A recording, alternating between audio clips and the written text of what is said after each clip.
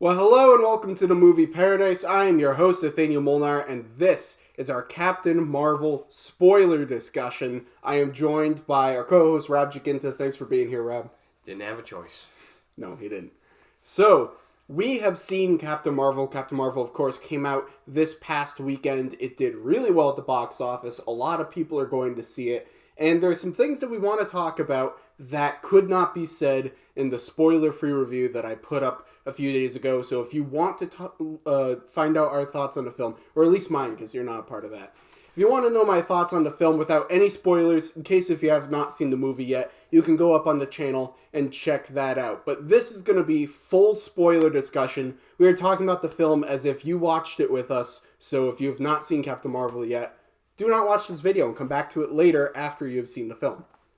But let's get into it. And Rob, do you want to start with our first impressions of the film and just what we basically thought of it? And you could start. Sure. Captain Marvel, I think if you watched the trailers and you thought the trailers were good, I think you'd go into this movie liking it. I think the trailers showed a serviceable sci-fi movie and nothing more. And that's, I think, what we got out of this movie. It was a fine movie.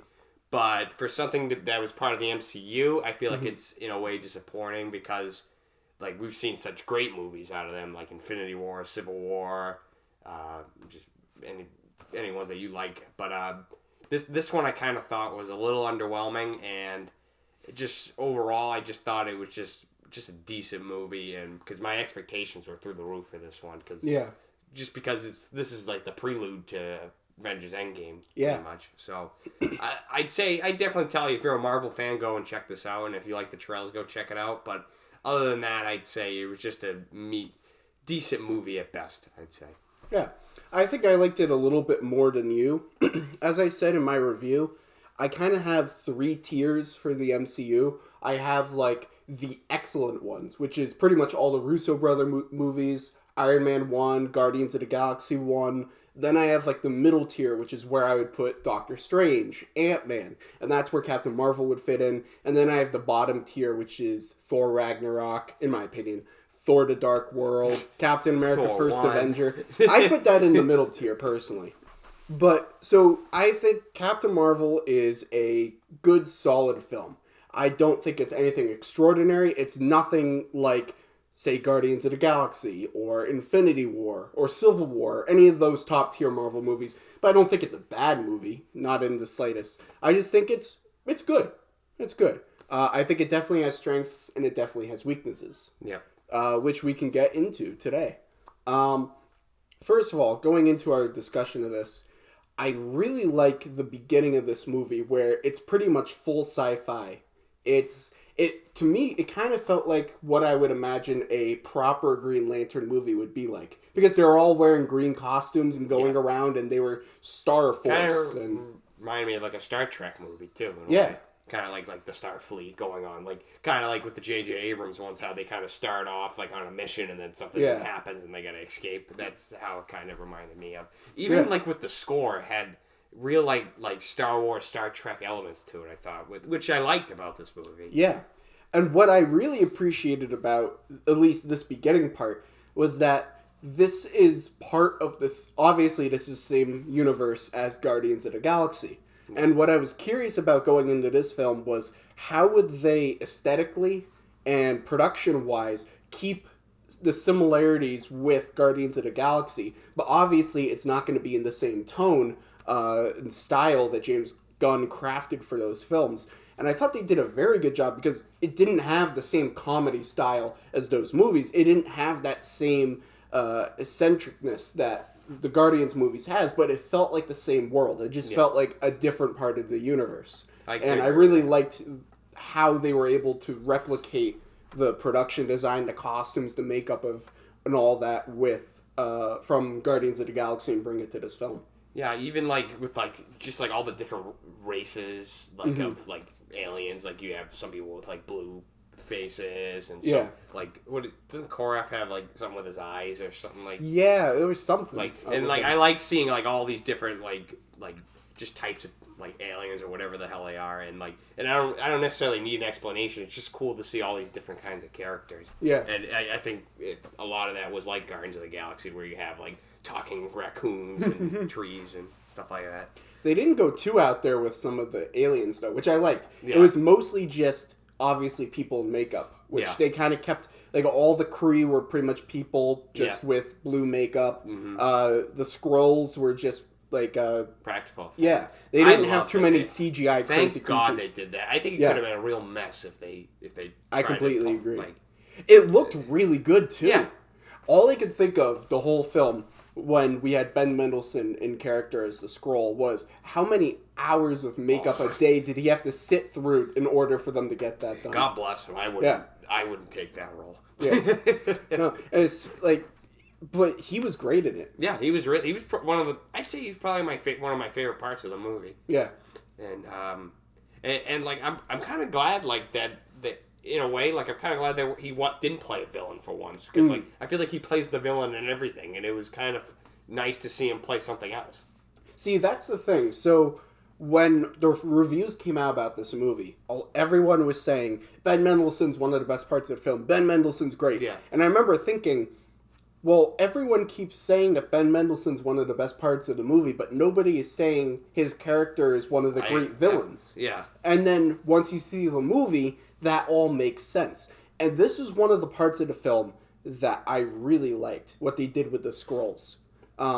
Because I think there was a subversion of expectations that they had. Because everyone went in thinking, oh, the Skrulls are going to be the bad guys, Skrulls are going to be the bad guys. There's Skrulls in the universe now, like, trying to, like, wreck the system from inside. Everyone had made all of their endgame theories based upon Skrulls, which is a quick side note before we continue the discussion. That's why I don't like really participating in speculation of what movies are going to be, because nobody's theories are ever correct. I find it funny how like people don't have a problem with this, but like people were like screaming and crying like because of like Star Wars: The Last Jedi with like Luke and all that kind of stuff, like in their expectations. But for this, I haven't heard one person complain about it. Yeah. Maybe just because I think execution. Execute like because if you told me on paper, like, it's kind of like Mysterio, how they say he's not going to be a villain in Spider-Man. On paper, that kind of makes you upset, right? Yeah. But if we see it in the movie, maybe it works.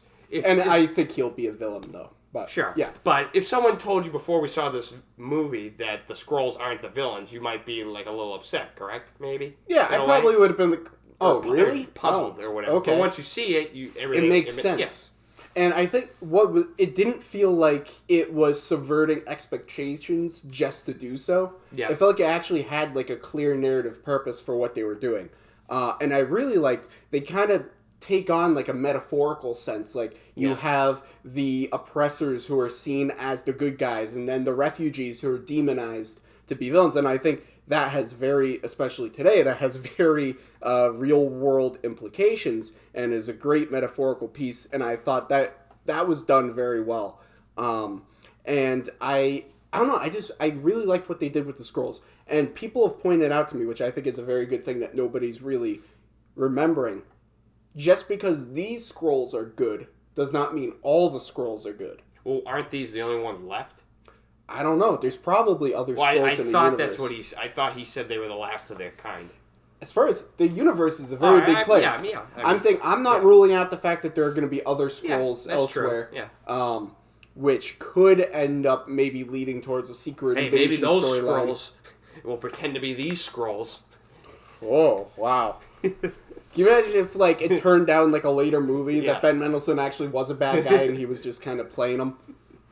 But, so what did you think of, now we have Brie Larson in the MCU as Captain Marvel / Carol Danvers / what was her name in the movie? Veers? No, Veers. That's what her name was before Carol Danvers. I don't even remember. What'd you think of Brie Larson as a character? If you had told me that, like, say, like, I had never, like, heard of Brie Larson, and then before we saw the movie, you said, this lady's won an Academy Award.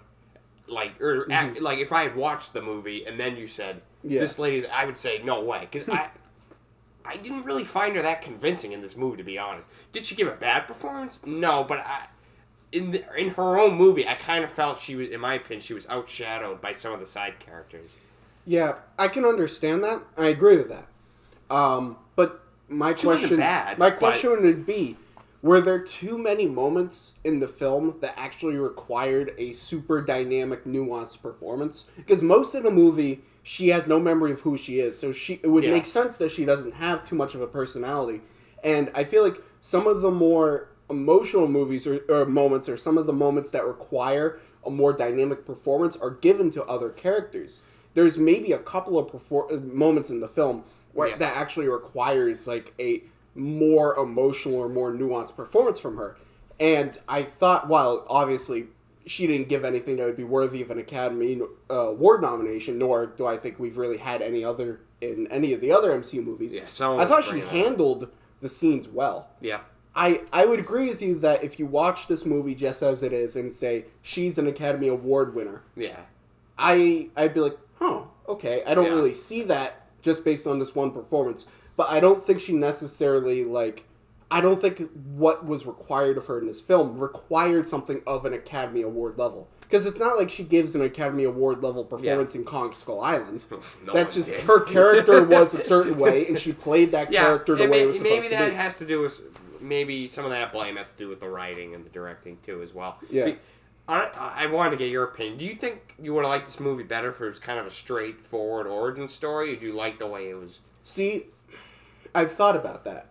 I really like the narrative structure of the film that and I was saying in my review, it's kind of like a Wolverine-esque origin in that she doesn't know who she is and she's slowly trying to piece together the pieces.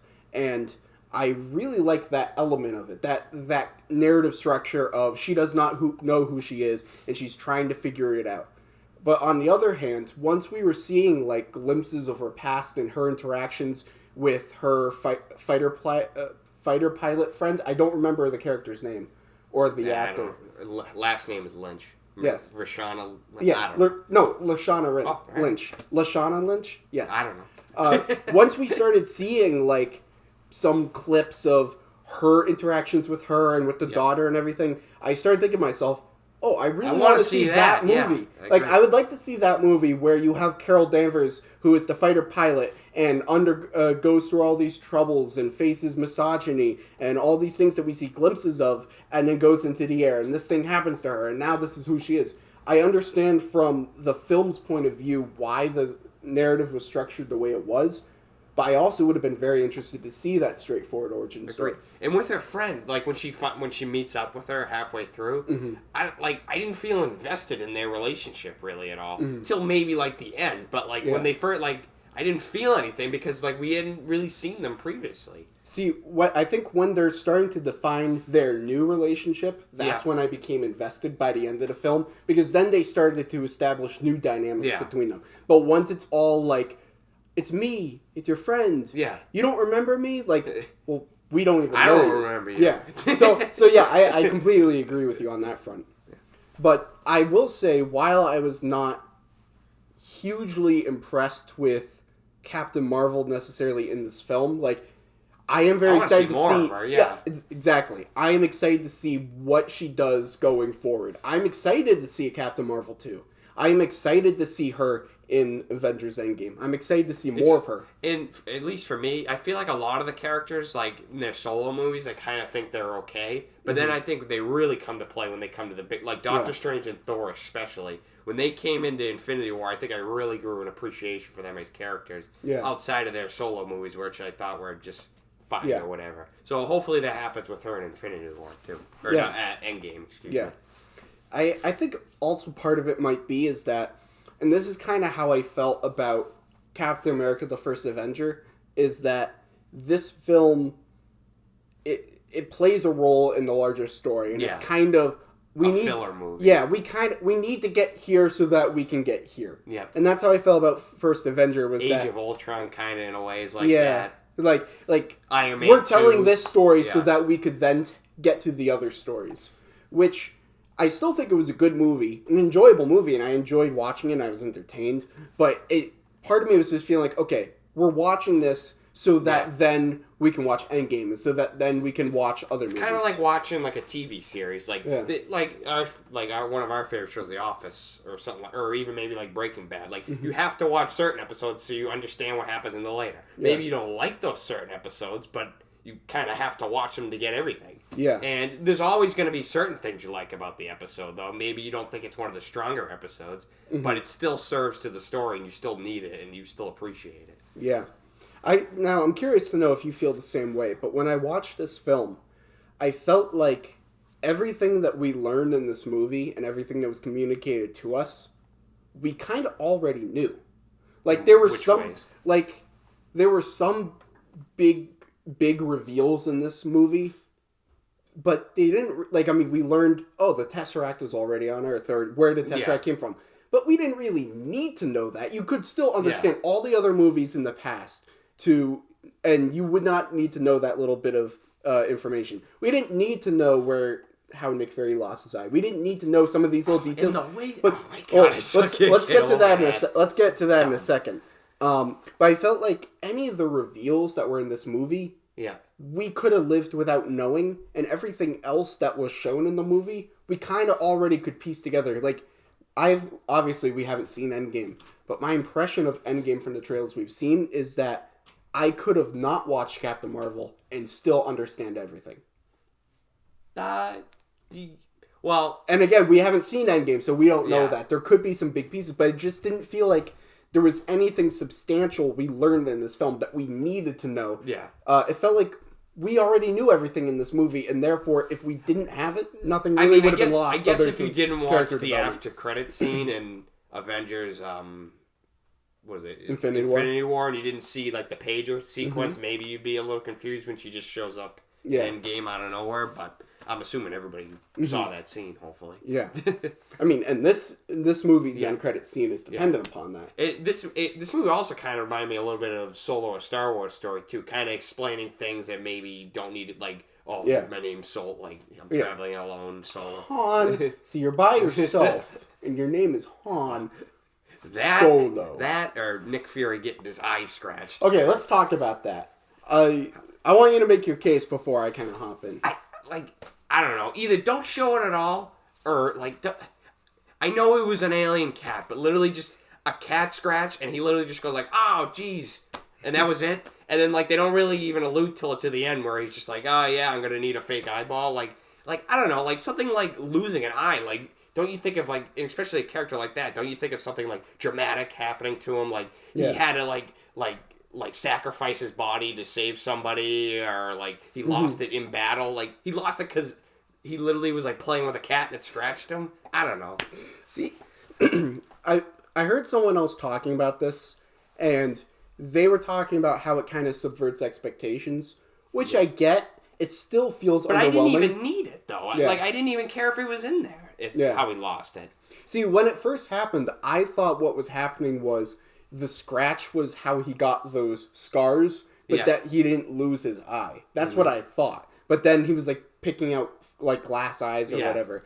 And I was like, oh, okay. See, someone else put it this way, and I think this is the way that best suits how I feel about it. It was underwhelming, and it felt anticlimactic, but I'm okay with it. Like, I would have... I mean, I'm not gonna freak out. Like, I mean, would I prefer it a different way? Sure. Did I really even need to see it? No, but I'm not going to lose sleep over the fact that this is how he lost it. It's a minute detail. They could have just had him in this movie with the eye patch already. Yeah. Like, I feel like when they were like, oh, we're going to have him without the eye patch, and then they were like, oh, well, now we got to figure out a reason why he got it. Like, like I feel like when they first, like, were, like, just making the Marvel Cinematic Universe, they didn't even, like, plan on when his eye, like, came out originally. But then when they put him in this movie, they were like, well, it has to be in this movie. Because this is the only movie he's going to be in that's in, like a prequel. And someone pointed out the fact that in one of the other movies, he says, last time I trusted a man, I lost an eye. What movie was that? One of the Avengers movies, he said, last time I trusted someone, I lost an eye. What, you trusted the cat? I don't know. But I mean, it also kind of, like, remember in the film, like, Coulson comes up with the eyes, and he's like, so you really lost the eye by being tortured by the Skrulls? Yeah. So, like, I mean, that also kind of plays into it. Like, he sort of embellishes, and that plays into his nature. But I do agree, it was a bit anticlimactic, and I think there's probably a better way you could have done it than the way that had. That could have been really cool. It was played for a joke almost. If he said that line last time I trusted. That would have been cool if I don't know, you'd have to rewrite the whole movie, but if there was a scene where he trusted Ben Mendelsohn and then he ended up spurning him and he got his eye, that would have been really cool, I think, in hindsight. But what are you gonna do? Yeah. I do have to say, I think my favorite part of this movie is the dynamic between Samuel L. Jackson and Brie Larson. Agreed. I think their back and forth is great. Whenever they have screen time together, they have really great chemistry, and I really like their characters together. Yeah. And I think when it kind of takes on the persona of almost like a buddy cop kind of movie, once it takes on that, I really like this movie. And I think I almost liked it a little bit less when it wasn't the two of them. When it was separated, when it was just Brie Larson, or when it was just I Nick honestly Fury. think I liked the movie more when it was set on Earth, too. Yeah, I would agree with that. With you. Not that there was something wrong with, the way space looked or anything like that. It just, I felt it less interesting, to be honest with you. Annette Bening's whole reason for what she was I didn't really find that whole, her and Jude Law, I didn't find any of that, storyline compelling to me at all. Oh, yeah, and huge surprise, Jude Law's the bad guy. We all kind of figured that. Honestly, I kind of even forgot about his character by the time they're hey, he's the bad guy. Oh my god, at the end, too. That wasn't a great it was reveal. so stupid when she shot him. Oh, that wasn't stupid. Be it as it may. Part of me was kind of we're back to these, crappy Marvel villains after we had such good ones last year. Yeah, I know. It was whatever. It is what it is. I know. I mean, it didn't really... Did the movie really need a great villain? I'd like one. Yeah, exactly. I would like one, but I think the movie would have been a little better. See, I feel like... Yeah, I would agree with that. I feel like Avengers Infinity War, you need a great villain for that movie to work. I'd say even Black Panther. Without Killmonger as a great villain in that movie, I don't think that movie gets nominated for Best Picture. Yeah, because especially his motivation. I mean, Michael B. Jordan was the one they were talking about is getting nominated for none of the other cast members. Yeah, I thought he was the best in that movie. In my opinion. I'd agree. So I agree. I don't know if the movie it seemed like they had other priorities than delivering a compelling villain, especially since it's kind of hard to have a great villain in this movie when you have a red herring villain. Yeah. Because you have a guy who you think's the villain, and then they reveal, he's not the villain, he's the villain. So how do you completely flesh out and develop the villain? And even the character that we thought was the villain was very fleshed out, which was the Ben Mendelsohn character, which we all liked. A scene that I didn't really So, the scene where she gets her powers in the beginning, Jude Law is, going after her, correct? Yeah. But he's also going after Annette Bening, but it turns out they're on each other's team, correct? Annette Bening? No. Annette Bening was turning against the Kree. Oh, that was why he was going after he was the her. villain to Brie Larson, while Annette Bening was the villain to Jude Law, in a way? Yeah. So, what it was she was Kree, and then she was working against the Kree because she realized that the Skrulls were actually refugees, and she was trying to take down the Kree. And so that's when Jude Law was coming after her to stop her. And then in that moment, that's when Carol Danvers got caught up in all that, got the power, and then when her memory was gone, she became Kree and was trained by Jude Law and everything. And then it was only after she started piecing together her memory that she remembered all that and remembered that the Kree were actually the bad guys. Yeah, but what was why did Annette Bening want to stop her though too? Stop Carol Danvers? Yeah. Well, she didn't. Well, they had that fight at the end. Wait, which fight? Remember, they I don't know what the hell they did, but they submitted her into the. Oh well, that was the Kree AI. Oh, that wasn't real? Yeah, no. Oh, I didn't know. I honestly. Well, it was in the world, it was in the computer. I thought that was real. How was it real? It was supposed. It was I don't know, completely. It was fucking Marvel. It was completely there was no physics, there was no laws, nothing. It was completely. Is there any physics or laws in these? Okay, the fact that you didn't pick up on that wasn't real. That's kind of bad. I thought it was real. It looked real. No, it didn't. It looked real. It did not look real. Go back and watch the movie again, and you'll. Would you say anything in this movie looks real? Any of these Marvel where would that have been set? I don't know. When Doctor Strange fought that guy at the end of his movie, did that look real? Well, no, but that was actually like set up in the movie. Oh, I don't know. Everything's cosmic in space. Let's talk the about movie's a little Florkins. confusing. What the hell is a Florkin? That was the cat. Oh, that thing was stupid. That was cool. I like that. I like cats, but Florkin was whatever. It kind of reminded me of that giant like squid octopus thing from Star Wars Force Awakens. Yeah. I guess. I mean, I knew it was. I figured it was coming and everything I from the assumed comics. because you were preluding to it. I assumed it was more than just a cat, but I didn't know exactly what it was. Yeah. But, anyways, so we have the post-credit scene for the film, which everybody's been raving about, and I don't really see why everyone's raving about it. They even like someone, I don't know if this is absolutely confirmed, but someone like a report came out that like they were like, oh, that mid-credit scene was actually directed by the Russo brothers. Yeah, no shit, because they just took it from that movie. Yeah. See, that's the thing. Here's the thing. I was saying this after we saw the movie. I can't remember which Marvel movie it was, but it was one of the last few Marvel movies before Civil War was coming out. Ant-Man. It was probably Ant-Man.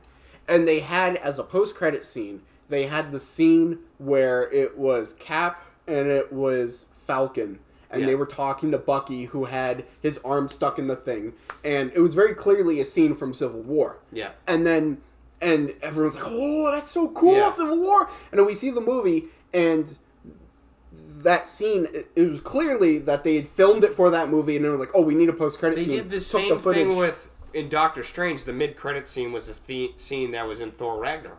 Yeah. See, I'm not a fan of that. Because, I'm not either.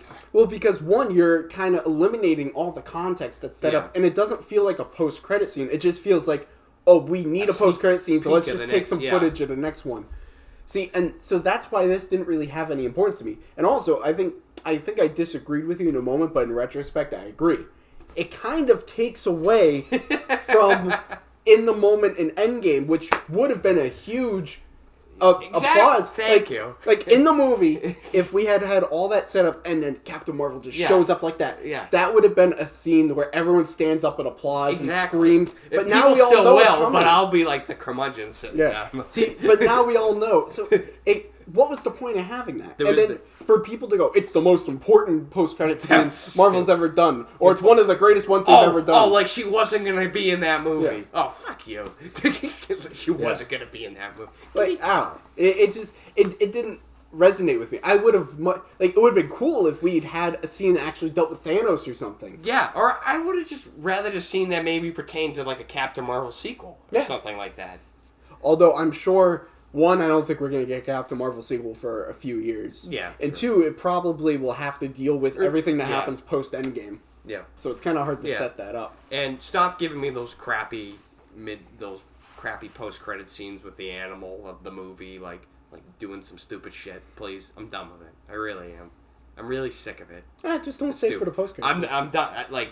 I'm gonna after the mid one, I'm reading what the last one is on my phone, and if I deem it worthy enough to stay, if he deems it worthy, Hollywood. if he deems it worthy, I'm telling you, like Endgame, like the last scene's gonna be like Howard the Duck, like here I am. I don't think so, but never know. So, I do want to say before we move on to a little bit of Endgame speculation, I do want to say first of all I loved the opening Marvel Studios logo. Yeah, that had all Stan Lee's cameos. That was I feel like if that went on any longer, I might have actually shed a tear. Like I was starting to feel it come on. Like that was beautiful. And then it said like "We love you, Stan" or something like that. That was great. So Stan Lee's cameo in this movie, the first when I watched it, I didn't really understand what it was. I just thought he was like reading something on the bus. I was like, oh, that's kind of a throwaway cameo, and it felt very weird because I was like, I know obviously when they filmed it they didn't know it was one of his last cameos, but I was like, that feels like such a anticlimactic cameo, like he's just reading something on a bus or whatever. And then I heard, oh no, he's actually reading the script from Clerks 2, preparing obviously to go in for his cameo in Clerks 2, and immediately I was like, okay, that's brilliant, I love it now. That was a good one. So, I was wondering though, do you think they should have saved the Stan Lee like tribute till Endgame, since it's kind of like an amalgamation of all of the Marvel movies? Like it's kind of like the series finale in a way. Honestly, I'm not going to be shocked if it's in... well, you mean the Marvel Studios thing at the beginning? Yeah, that's what I mean, yeah. I would not be shocked if that's in Endgame as well. Yeah. But, so, I think... No, I wouldn't have wanted them to wait... like, not doing this one and wait for Endgame. Well, we weren't even expecting it, though, to be honest with you. But I feel like this is the first MCU movie since he died. So this is the one you do it for. I don't think you save it for the bigger movie. You do it for the one that's coming out since he passed away. The first one since he passed away. Even if the movie stinks. Yes. Which this didn't stink. Now, speaking of Stan Lee cameos in movies that stink, you know the last... Venom, you told me. Yes. Venom is the last Marvel movie that he had a cameo in that he was alive when that cameo happened. Because his next cameo was in Spider-Verse and he had already passed away at that point. So the last film in his legacy, Venom. Well, he knew about all the other ones because he filmed them, so... Yeah. When do you think we're going to be done with Stan Lee Well, remember cameos? they said they filmed a bunch of them? Yeah. I think definitely Endgame and Spider-Man. They maybe... I feel like... We don't even know what else is coming out. Really. I'm not going to be shocked if that's the end of it. I'm also not going to be shocked if they have a couple more in the bank. But we're definitely getting it through those. Yeah, I'd say so. So, looking ahead to Endgame, now that we've seen Captain Marvel, what do you think's going to happen with Endgame? Now we can adjust our theories. Can I be completely honest with you? I have no clue. Yeah. I came in with all these hot takes for Infinity War, and I got fucking left at the altar. So I have no idea what's gonna happen. Can we all agree on something though? Don't speculate. Can we please stop saying, "Oh, it's a certainty they're doing time travel in Avengers"? I can almost guarantee you there will not be time travel in Avengers Endgame. Because I won't rule it out. I won't rule it out either. Yeah. But I'm saying every single theory that everyone has about time travel in Endgame that it's all based on is those set photos taken completely out of context. Those could be anything. And that's where everything about the idea of time travel started from and originates from. Some people, like I was talking to, when I was shooting this weekend, I was talking to some people who were some Marvel fans, and they were, I don't think they follow things as much as we do. You're not as big as a fan as me. But, they're Marvel fans. They were talking about, time travel in Avengers 4 and everything, and I was like, I don't think there's going to be time travel. And they're like, well, it was confirmed by Kevin Feige. And I was like, no, it wasn't. No, it wasn't. You want to know where all the time travel theories came from? These couple of set pictures that literally could be anything. Anything. So... You're speculating, Fox. See, and another thing that doesn't make sense about those pictures is that, it looks like from those out-of-context set pictures, it looks like it's the Battle of New York, and Chris Evans is dressed in his Captain America costume from the first Avengers movie. And Ant-Man is there, which obviously doesn't make sense. But then Robert Downey Jr. looks like an older Tony Stark. Yeah. So it just... The fact that everyone's taking that as their basis for all these speculations and theories... It does make sense. I would find it cool if, like in a way, they incorporated them having to go back in time and going to the past movies to change things that they wish they did better. I think that could be kind of cool, but because I don't. Do you think we're gonna get a full-on battle kind of movie like we did with Infinity War? I don't know. See, I don't know if we're even going to have a villain. We only have one trailer, really, for this. We don't really know what the hell's going to happen. And I honestly hope... They said that... I don't want to see any more. I just want to know They said that the footage we've seen comes from the first 15 to 20 minutes of the movie. I don't want to see another trailer. I'm not going to watch the next one. So I know I'll probably the second part of this discussion is going to be Avengers Endgame theories or whatever. But I don't think we're going to really have a villain in this. I don't. I know a lot of people are like, oh, there's a secret villain. And then going into the whole time travel thing, they're like, Kang the Conqueror is going to be the secret villain because he's a time traveler. Who the hell is that? He's a huge Avengers villain from the comics. Now, I don't think this movie's going to have a villain. What I think it's going to have is just a problem that needs to be solved. Yeah. Which is the snap. Was there someone cast in this movie that, doesn't... Catherine Langford. Oh, well, she could... she wouldn't be a villain or anything, would she? You never know. Well, I mean, who knows what she would be, but she's the was only there one. another one, or was that the only one? I think she's the only one that I know of. Oh, okay. But I mean, if they did cast a giant villain, I feel like whoever it is would be under wraps. Yeah. Like if we found out tomorrow, or no, we wouldn't find. If we saw in the movie, oh, Bryan Cranston is Kang the Conqueror, that'd be cool. We wouldn't. I feel like they would not have let that leak. What they would have done was they would have flown that actor out into a studio and a soundstage, filmed it all separate from everyone else. It never would have them hostage against their will. You're not allowed to leave. Because even the stars don't know what happens in these movies. Oh, really? I mean, Tom didn't they Holland read the script? No, that's the thing with Infinity War. Nobody got the right script. They created they wrote fake scripts so that. So what did they do when it came to filming? They had their lines for that, but they didn't know the context of anything that happened. And especially, I mean, you look at Infinity War, most of everything is green screen. So all you have is Tom Holland in front of a green screen going, whoa, ooh. He doesn't know what he's doing. He has no idea who he's fighting or what's going on. So they are going out of their way to making sure that the secrecy on these films are airtight. So would I be... I don't think there's a secret villain we don't know about. Am I going to be shocked if there is? No. And I think it's plausible. Think Red Skull was... Although that was like a one-scene thing. I'm talking about like a whole film villain. But that's a villain that really, like... That's just a voice actor. So, like, if there was a villain like that, like a secret villain, CGI villain, like, they could do that with no one knowing. Yeah. So... And I think... And remember... Do you think Thanos is going to have a big part in this movie, or no? I don't think he's going to be... a villain. I think he's going to be in this movie. Like he's going to be. Some in the trailer, I mean, like I don't think he's going to have like 5 minutes in the movie. I think he's going to be in the movie. I don't know if he's going to be the villain, and I really don't think there's going to be an antagonist. And honestly, is there going to be a scene where we have all the Avengers fighting someone? I don't know. I would think at least one. I don't know. See thing is, I don't know if there's anything we can legitimately say. What are they not going to have an Avengers movie with no battles or anything? They could literally do anything. I think people would be pissed though if they did that. And I think they know that.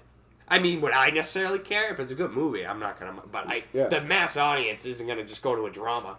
Yeah, I don't know. I think Marvel's earned it at this point if they wanted to go. But we will see when we see the movie. Yeah. Like I said. To me, it kind of feels pointless to just speculate about specific things of what's going to happen because I had all these theories of what Infinity War was going to be like, and none of them came true. And so I feel like anything that I say about this movie, even me saying I don't think there's a secret villain, even me saying I don't know if there's even going to be like the Avengers fighting someone or something or a group of people, I don't know. Anything can happen. Since we've only seen footage from like the first 15 minutes and the amount of secrecy that is going on into making sure that this movie that nobody knows what's going on, anything can happen. When's the next trailer coming out? I'm assuming it'll be the last one. I've been hearing... Why are the tickets not on sale? The movie comes out in a month. What I've been hearing is that tickets go on sale April 2nd, and that's when we'll get the trailer. That's weird, though, because when did we get... Like, we bought tickets, like, how many months in advance last time for... It wasn't that far in advance for Infinity War. Well, I mean, like movies like Us, where the tickets were out 3 months in advance. They shouldn't have done that, especially since they changed the release date. That was so stupid. But whatever. But right when IMAX, Jordans, we're going. Do you think there's anything in Captain Marvel, the movie that we saw, Captain Marvel, that once we see Endgame, we're going to go, that was a giant clue that nobody picked up on because nobody knew the context of it? Or do you think it's just character development for Carol Danvers? Well, I mean, it all took place like long time ago. I don't know. I don't think so. If there is something like if we see Endgame, maybe from other previous movies. Yeah. I'm saying if we see Endgame, and then we're like, oh, so that thing in Captain Marvel that nobody paid attention to that just went over everyone's head, ended up being a significant thing that played into Endgame. Then I would look at Captain Marvel in a completely different light. But as it stands... I'm sure we'll be looking at Infinity War in a different light after Endgame, too. God, I can't wait for an Endgame. It's only like a month away almost. I'm ready. I just want it. I want it. I feel like we just need to see this movie so we can get on with our lives at this point. Yes. Like, we've been waiting and waiting and waiting. Like, I feel once we see it, we'll be like, all right, nothing else matters anymore. Yep. We can die peacefully. But, oh, God, I can't wait for Endgame, so... Anyways, not to end our spoiler discussion for Captain Marvel and not our fanboying over Endgame.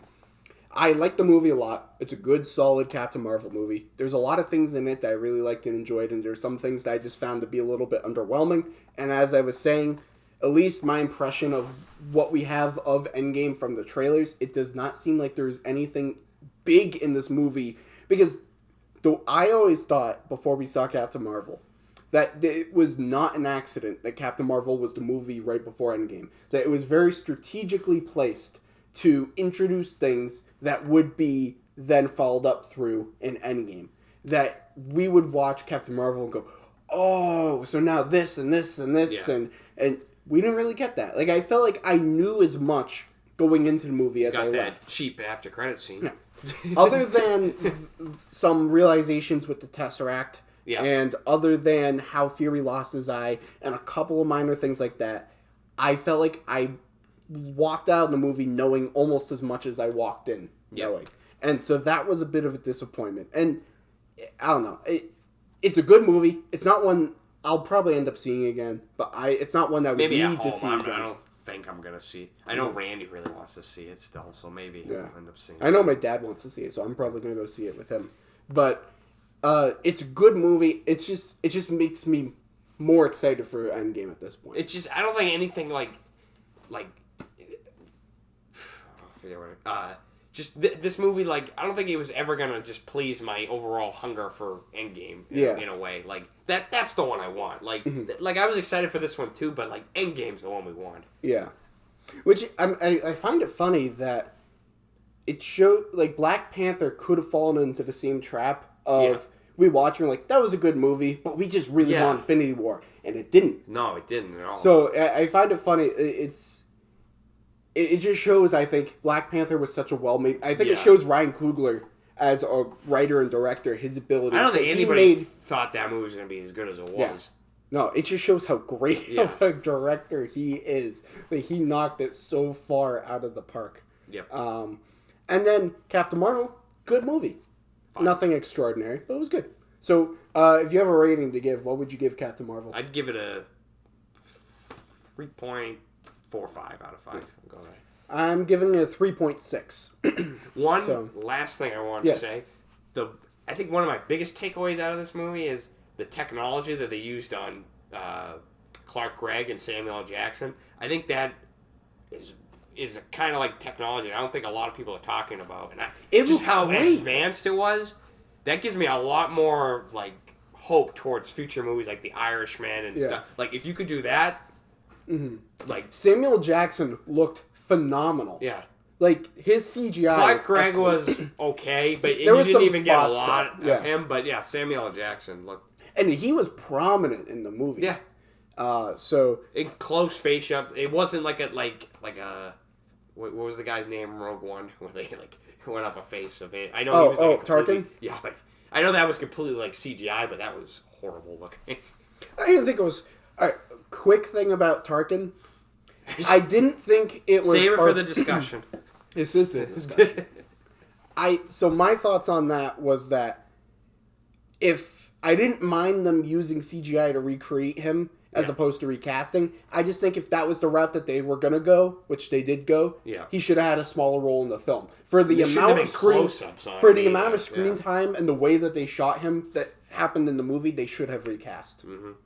But I wasn't opposed to the idea. I don't think anybody would have been mad if they recast him. It's not like he's like he is a very unique looking person, though. Yeah, but it's not like he's like, it's not like they were recasting like Leia, say Han Solo, you know.